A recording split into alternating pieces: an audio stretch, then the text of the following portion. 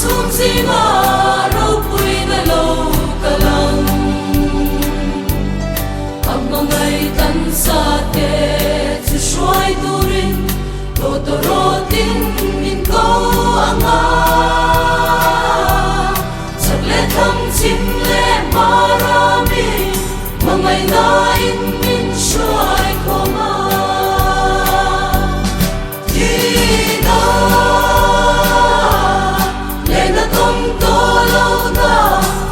Jerusalem thar Sangam tulalpan Amangai te Tana abwat say chu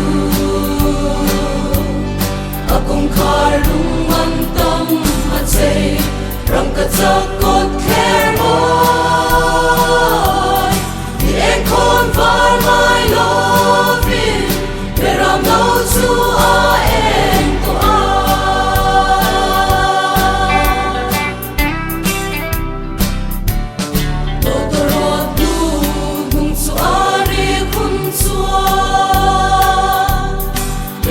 sa te ti dang lamin Van mamay na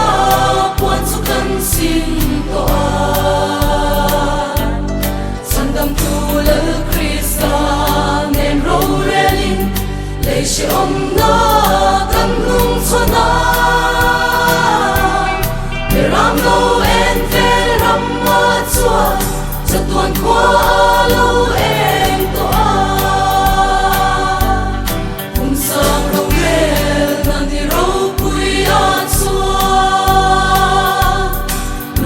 Chana om tolofin Suatu nei na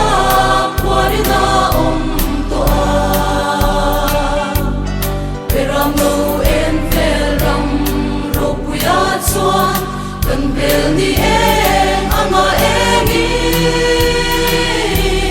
Kalpakan fakto am amen Local ka tselal pa Isu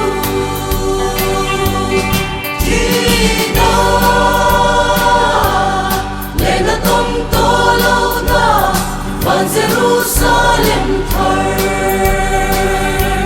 Sangam tulalpan Amangai te Tana abwat say chu Akong karung mantam matsay Rangkatsakot